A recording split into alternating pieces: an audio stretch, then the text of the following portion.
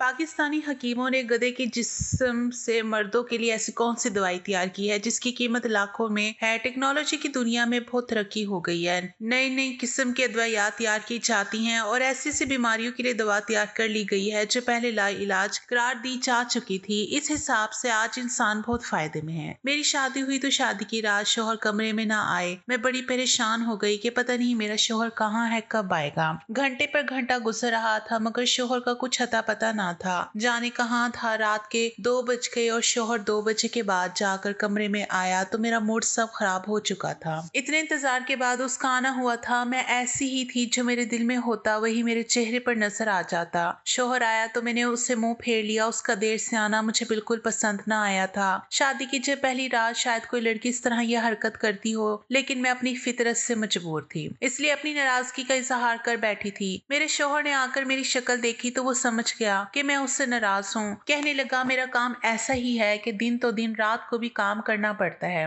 इसलिए तुम बात को समझने की कोशिश करो। अब तुम्हें मेरे साथ इसी तरह जिंदगी गुजारनी है। देरी वगैरह हो जाया करेगी और ये बात मामूल में रहेगी। मैंने उससे पूछा कि आखिर ऐसा भी कौन सा काम करते हैं जो आप दिन रात लगे रहते हैं। शादी की पहली रात भी इस काम में लगे रहे। ये सवाल मैंने शादी से पहले कई दफा अपनी अम्मा से भी किया था, लेकिन अम्मा ने कहा था बस लड़के का अपना फॉर्म है। ये सुनकर मैं खामोश हो गई थी। मुझे लगा कुछ जानवर पाले हुए होंगे, उन्हीं की देखभाल करते होंगे। लेकिन अब जब मेरे शोहर ने कहा कि उसे रात को भी काम पर जाना पड़ता है तो मैं बड़ी हैरान हुई और मैंने पूछा कि फार्म पर रात को आपका क्या काम है? जानवर तो सो जाते होंगे, तब कौन सा काम करना होता है? वहां रुके मेरा शोहर हंसकर कहने लगा कि हाँ, जानवर तो सो जाते हैं, लेकिन रात के वक्त हम जानवरों की सप्लाई करते हैं। सप्लाई का काम तकरीबन सारी रात के वक्त ही निपटाना पड़ता है। बस इसलिए कुछ काम देखना पड़ता है और काम तो काम होता है, हर हाल में करना होता है। हमारी कोई छुट्टी नहीं होती, काम काम और बस काम ही होता है। शोहर की बात सुनकर मैं खामोश हो गई। महंगाई का दौर था और उस वक्त तो नौकरी और काम इंसान के लिए ज्यादा जरूरी हो चुका है।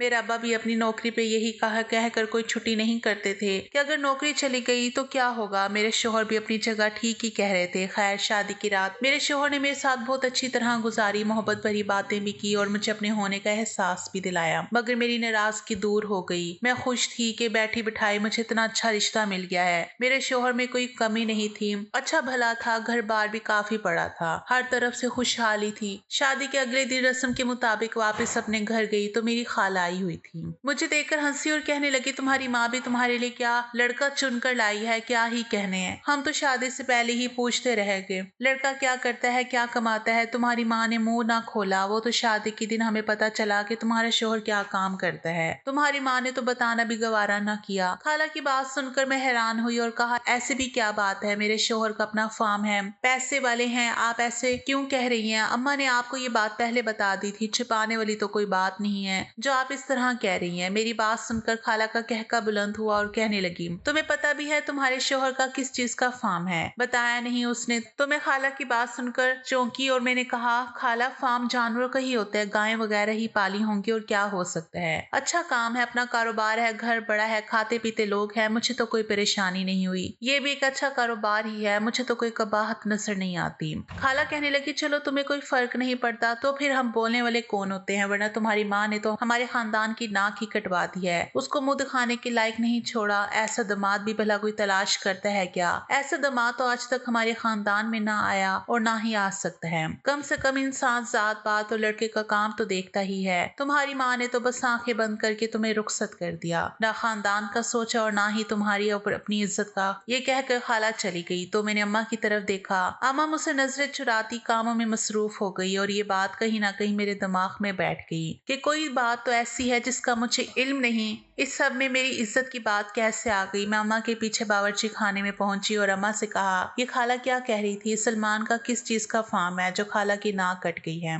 और बात मेरी इज्जत पर आ गई है? इतने अच्छे तो लोग हैं, पता नहीं खाला को हर बात में क्या परेशानी लग जाती है। हर चीज में कीड़े निकालने होते हैं। जब से अब्बा का इंतकाल हुआ है तब से तो खाला की जुबान को ताला भी नहीं लग रहा था। मुझे खाला पर बहुत गुस्सा था कि उन्होंने ऐसी बात की क्यों, और अपने शोहर सलमान के काम को जाने का तजस्सुस भी हो गया था। क्या मुझसे कुछ छुपाया है अम्मा ने? मोहब्बत से मेरे सर पर हाथ रखा और कहने लगी, खाला की बातों को ज्यादा दिल पर लेने की जरूरत नहीं है। अगर तुम्हारी खाला इतनी ही तुम्हारी सगी होती तो अपने बेटे का रिश्ता ले आती। इस वक्त तुम्हारी खाला को ना ही हमारा खानदान याद आया था और ना ही हमारा एहसास था। अब जब तुम अच्छे लोगों में चली गई हो तो उन्हें बस बातें बनाने के लिए मौका मिल गया है। बस हसद के मारे ऐसी बातें बना रही हैं। तुम खाला की बातों को ज्यादा मत सोचो और अपने शोहर के घर में एक अच्छी जिंदगी गुजारो। लोगों की बातों पर कान न धरो। अम्मा ने घुमा फिरा कर मेरी बात का जवाब दिया और मैं फिर भी उनकी बातों में आ गई। मेरे ससुराल वाले बहुत अच्छे लोग थे, सब मेरा ख्याल रख रहे थे। सलमा ने भी किसी चीज की कोई कमी नहीं छोड़ी थी। इसलिए मुझे यकीन हो गया कि खाला को मुझसे हसद हो गया होगा। वो तो समझती थी कि हम सारी जिंदगी बस ऐसे ही गुजार देंगे, ना कभी हमारे साथ कुछ अच्छा होगा और ना ही कभी हमारे हालात बदलेंगे। वो तो यही उम्मीद लिए बैठी थी। अब जबकि मेरी शादी धूमधाम से सलमान के साथ हुई तो शायद ये ही बात उन्हें हजम ना हुई और बातें बनाना शुरू कर दी। किसी तरह तो उन्हें अंदर के बोझ को निकालना ही था। हमारी शादी को 20 दिन हो गए थे। इन 20 दिनों में मैंने देखा था कि मेरे शोहर सलमान अपने काम को लेकर बहुत मेहनत करते थे। सुबह होते ही घर से निकल जाते और अक्सर रातों को भी घर से बाहर होते थे। अपने काम से बहुत हद तक मानूस थे। मेरे पूछने पर कहते कि फार्म का काम ऐसा ही है, बहुत ख्याल रखना पड़ता है। जरा सी गलती से सारे जानवर को नुकसान पहुंच सकता है और बहुत बड़ा नुकसान उठाना पड़ सकता है। इसलिए पहले ही बहुत एहतियात से चलते हैं ताकि बाद में नुकसान से बचा जा सके। और फिर एक दिन मेरे शोहर कहने लगे, मुझे हैदराबाद जाना है। मैंने हैरत से कहा, हैदराबाद वहाँ कौन है? वो कहने लगे, बस फार्म के सिलसिले में जाना है, वहाँ कुछ माल सप्लाई करना है। मैंने कहा, मैं भी आपके साथ चलती हूँ। वो कहने लगे, तुम्हारा क्या काम है? मैं वहाँ अपने काम के सिलसिले में जा रहा हूँ। बस वहाँ अच्छे दाम लग रहे हैं, बस जाकर अपना माल फरोख्त करना है और वापसी करनी है। ये सुनकर मैं एक दफा फिर अपना मुंह बना चुकी थी और नाराज होकर बैठ गई। मुझे उनकी ये बात सख्त लगी थी।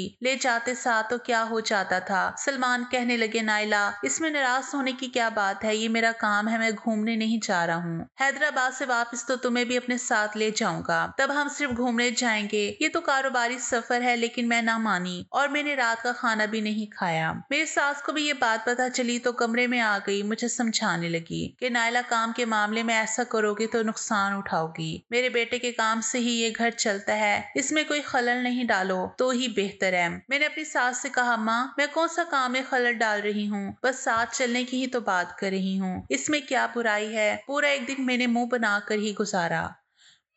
मेरी आदत ही थी कि सीधी बात पर अटक जाती तो पीछे ना हटती। जो मेरे मुंह से निकल जाता उसे पूरा करने के लिए मैं भूख हड़ताल पर भी उतर आती और अभी भी मैंने यही किया था। शादी के बाद भी मेरी आदतें नहीं बदली थी। सलमान के निकलने का वक्त हुआ तो वो परेशान हो गए। कहने लगे, नायला, कुछ खा लो, तुम्हारी तबीयत खराब हो जाएगी। खाने से क्या नाराजगी है? मैंने मुंह फेरा तो वो मेरे पास आके बैठ कर कहने लगे, देखो, मैं वहाँ तुम्हें वक्त नहीं दे सकूंगा, मुझे वहाँ कुछ लोगों से मिलना है। तुम होटल में क्या करोगी? मैंने कहा, मैं कुछ भी करूंगी लेकिन साथ जाऊंगी, यहाँ नहीं रहूंगी। साथ ही जाऊंगी। बिल आखिर वो मान गए और मुझे लेकर निकल पड़े। हमारे आगे मवेशियों का ट्रक था और पीछे हमारी गाड़ी। लेकिन जब मेरी नजर गाड़ी से ट्रक में पड़ी तो मेरी हैरत की इंतहा न रही। मैंने हैरत से कहा, सलमान, ये क्या है? आपने तो कहा था कि आप अपने माल लेकर दूसरे शहर जा रहे हैं। सलमान कहने लगे, हाँ, तो मैंने गलत क्या कहा था? ऐसा ही है। मेरी आंखें हैरत से फट गई। मैंने चीखते हुए कहा, ये कैसा मजाक है? क्या ये फॉर्म है? ये तो गधे हैं, इनका क्या काम है? सलमान कहने लगे, हाँ, मेरे फार्म में गधे होते हैं, मैं गधों का ही ख्याल रखता हूँ और उन्हीं की सप्लाई करता हूँ। सलमान की बात सुनकर मेरे होश ठिकाने आ गए। मैंने कहा, सलमान, गधा कोई खास चीज तो नहीं है जो उसे इस तरह सप्लाई करना पड़े, उनका ख्याल रखना पड़े। खुलेआम शहर में कितने नजर आते हैं।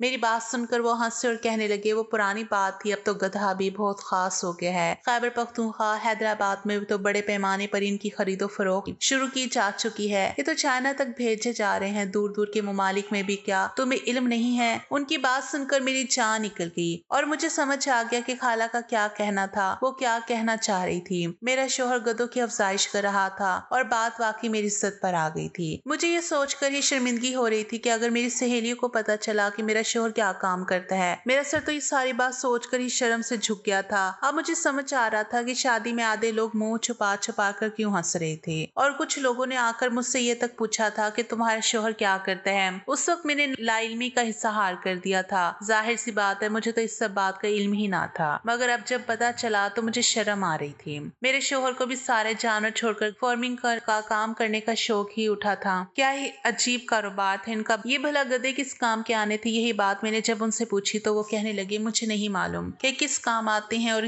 किस काम नहीं आते। बस मुझसे बहुत महंगे दामों में खरीदे जाते हैं, इसलिए मैं उनको फार्म में पालना शुरू कर चुका हूँ। अच्छी खासी कमाई हो जाती है उनको सप्लाई करने से। मैंने हैरत से पूछा, सलमान कौन बेवकूफ गधे खरीदता है? तो वो हंसकर कहने लगे, मुझसे तो हैदराबाद के हकीम खरीदते हैं, उन्हीं को देने जा रहा हूँ। बड़े अच्छे दाम मिलते हैं, एक एक गधा लाख लाख में फरोख्त होता है, जबकि उनको पालना पोसना ज्यादा मुश्किल काम नहीं होता। बस थोड़ी सी तवज्जो चाहिए होती है। और बस उनकी बातों ने मुझे उलझा कर रख दिया था। कभी लगता कि वो झूठ कह रहे हैं तो कभी लगता वो सच कह रहे हैं। लेकिन ये कैसा सच था? हकीमों को गधों से क्या वास्ता था? ये बात तो मैं कभी भी सुन नहीं सकती थी कि गधों की भी खरीदो फरोख्त होती है। मुझे तो गधे की आवाज से ही चिढ़ थी। खैर हम हैदराबाद पहुंच गए। मुझे सलमान ने होटल में छोड़ा और खुद हकीमों के पास चले गए। शाम के वक्त वो वापस लौटे, तब तक मैं बहुत बेजार हो चुकी थी। वो कहने लगे, काम में वक्त तो लगता है, चलो मैं तुम्हें शहर घुमा लाऊं। हम दोनों शहर घूमने के लिए निकल गए। हैदराबाद में कुछ खास जगह तो हमें पता नहीं थी, बस हम ऐसे ही जो कुछ नजर आता खरीद लेते थे। मैंने सलमान से वापसी का पूछा तो वो कहने लगे कि हकीमों ने 2 दिन के बाद पेमेंट का कहा है, अभी हम 2 दिन यही रहेंगे, 2 दिन बाद पेमेंट लेकर वापस चले जाएंगे, इसलिए हमें घूमने के लिए 2 दिन मिल गए हैं। तुम भी खुश हो जाओ, वक्त मिल गया है यहाँ रुकने का। मैंने कहा, देखें अच्छा हुआ मैं साथ आ गई, आपके बगैर मैं इतने दिन कैसे रहती। दिन बड़ी तेजी से गुजर रहे थे। और दूसरे दिन जब सलमान पेमेंट लेने के लिए निकले तो मैंने कहा मैं भी साथ चलती हूँ, वहीं से ही घर चलेंगे। मैं बहुत थक चुकी थी और वापस घर जाना चाहती थी। सलमान को भी मेरी बात मुनासिब लगी तो वो भी मुझे साथ लेकर निकल गए। हम हकीमों के दवाखाने पहुंचे तो वहाँ काफी रश था, लेकिन हैरत की बात ये थी कि सब मर्द थे, कोई खातून मुझे वहाँ नजर न आई। हालांकि अमूमन मर्दों की निस्बत औरतें ऐसी जगहों पर नजर आती हैं, और मर्द वहाँ ऐसे लाइन लगाए हुए थे जैसे कुछ मुफ्त मिल रहा हो। सलमान तो सीधे चले गए, मुझसे रहा न गया तो मैं भी उनके पीछे पीछे गाड़ी से उतरकर चल पड़ी। सलमान हकीम के पास बैठे थे, मुझे देखकर गुस्से से कहने लगे, तुम क्यों आई हो? गाड़ी में बैठ जाओ जाकर, बस मैं आ रहा हूँ, इंतजार करो जाके। लेकिन हकीम ने मुझे देख लिया था। उसने जल्दी से कुर्सी आगे की और अपने पास काम करने वाले लड़के से कहा, भाभी के लिए कोल्ड ड्रिंक लेकर आओ। फिर सलमान से कहने लगा, इतनी दूर से तुम पहली दफा भाभी के साथ यहाँ आए हो, हमें बताते तो सही, हम कोई दावत ही कर देते। ये सुनकर सलमान शर्मिंदा हो गया और कहने लगे, मैं तो काम के सिलसिले में यहाँ आया था, बस ऐसे ही मेरी बीवी साथ आ गई। हकीम साहब ने मरीजों को कुछ देर के लिए बाहर ही रोक दिया था। मैंने हैरत से हकीम साहब से पूछा कि आप सिर्फ मर्दों का इलाज करते हैं, यहाँ कोई औरत नजर नहीं आ रही? हकीम साहब कहने लगे, मर्दों के इलाज में ही मुझे बहुत अच्छा खासा मुनाफा हो जाता है, और फिर जो दवा मैं बनाता हूँ वो खासकर मर्दों के लिए है, औरतों के लिए नहीं, इसलिए औरतों का यहाँ कोई काम नहीं, वो यहाँ का रुख नहीं करती। अलबत्ता इक्का दुक्का जो आ जाती है मैं उन्हें दवा दे देता हूँ। अभी मैं और हकीम साहब बात ही कर रहे थे कि सलमान का फोन बजने लगा। शायद दूसरे हकीम का था। वो फोन उठाकर बाहर निकल गए और मुझे बैठने का इशारा कर दिया। मैं भी कोल्ड ड्रिंक पकड़ कर बैठी थी। सलमान के जाते ही मुझे मौका मिल गया और मैंने हकीम साहब से वो सवाल पूछ लिया जो मेरे दिल में मचल रहा था। मेरी बात सुनकर हकीम साहब मुस्कुराए और कहने लगे, वैसे तो ये राज की बात है, लेकिन अब तो आप सलमान की बीवी हैं, इसलिए मैं आपको बता सकता हूँ। और फिर हकीम साहब ने मुझे कैसी बात बताई जिसे सुनकर मुझे यकीन ही ना आया। मैंने कहा, ये कैसे होता है? अब तक तो दुनिया में गधे खत्म हो चुके होते। मेरी बात पर हकीम साहब ने जोरदार कहकर लगाया। कहने लगे, दरअसल ये बात पहले किसी को मालूम नहीं थी,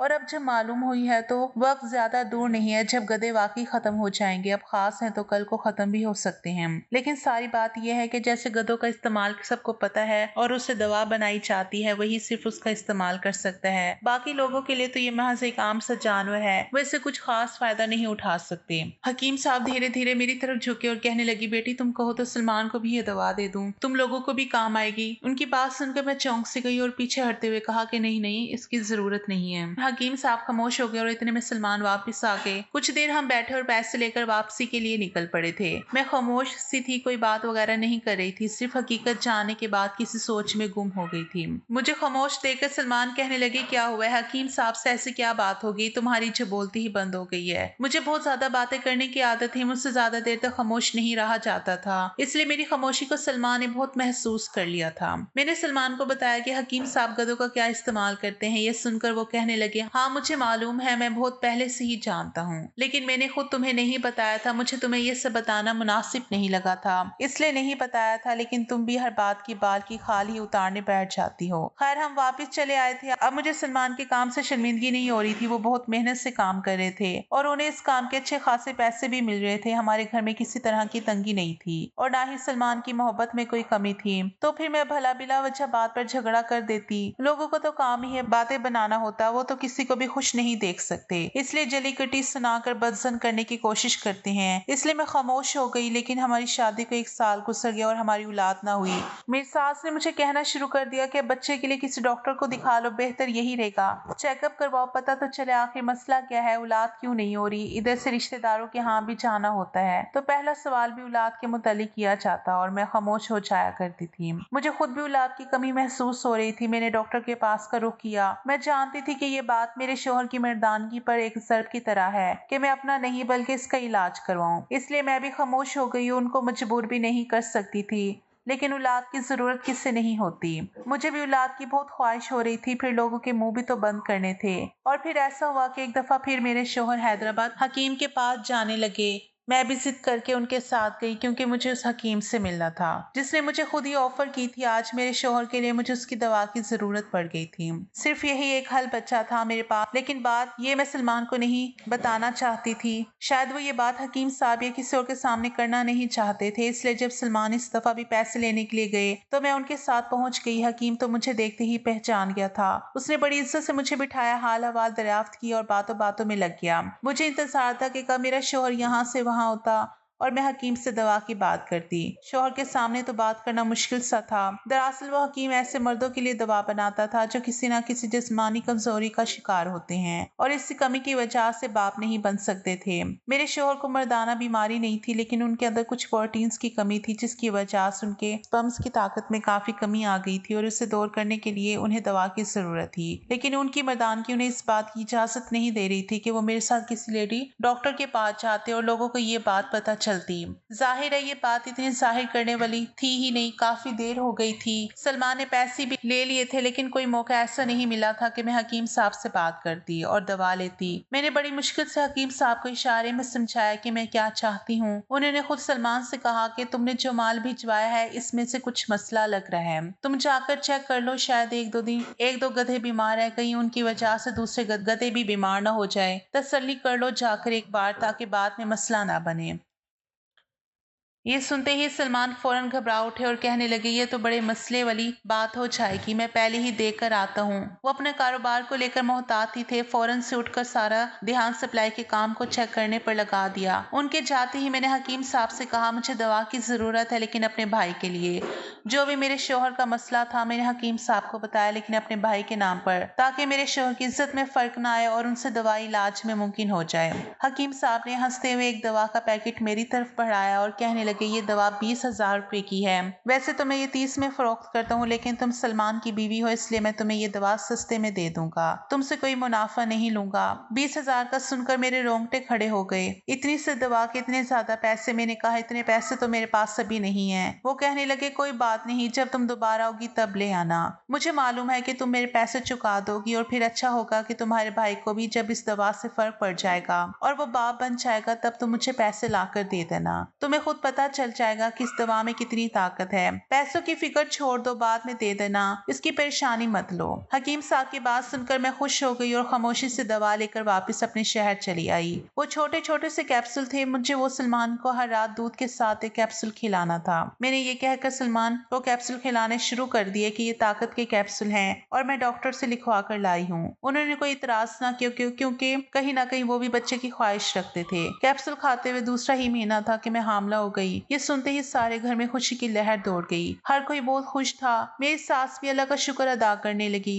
मेरी माँ की खुशी देखने लायक थी। वो कहने लगी, मेरी बेटी, तेरी किस्मत बहुत अच्छी है जो तुझे इतना अच्छा शोहर और ससुराल मिला है। अब तू माँ बन जाएगी तो इस घर में तेरे कदम और मजबूत हो जाएंगे। तो राज करेगी सारी जिंदगी। यहाँ पर देखते ही देखते 9 महीने गुजर गए और मैंने एक सेहतमंद बच्चे को जन्म दिया। मैं दिल ही दिल में हकीम साहब की शुक्रगुजार थी जिन्हें अब तक मैंने पैसे अदा भी नहीं किए थे। मैं अपनी गोद में औलाद भी लिए बैठी थी। कुछ वक्त गुजरा और मेरे शोहर फिर हैदराबाद जाने लगे, तो इस दफा मैं भी उनके साथ चल पड़ी और 20,000 रुपए भी रख लिए। इतने पैसे मेरे पास आराम से होते थे क्योंकि मेरे शोहर मुझे रोजाना का खर्चा दिया करते थे। मैं इन्हीं पैसों में से रकम बचा लिया करती थी। अब की बार बच्चे का सुनकर हकीम साहब ने मुझे मिलने के लिए बुलाया था। मैं उनके पास गई और और खामोशी सुन के पैसे उनके हवाले किए। काफी देर में उनसे बातें करती और पूछा कि आप इन गधों से किस तरह दवाई तैयार करते हैं जितनी बड़ी परेशानी खत्म हो जाती है, वरना डॉक्टर्स हजार तरह के टेस्ट करवाते हैं, कई तरह की दवाइयां देते हैं, तब जाकर फाका होता है। हकीम साहब ने बताया कि गधे की खाल में बहुत अहम किस्म का प्रोटीन पाया जाता है। ये प्रोटीन इतना ताकतवर होता है कि बहुत सी ऐसी इंसानी बीमारियों को खत्म कर देता है।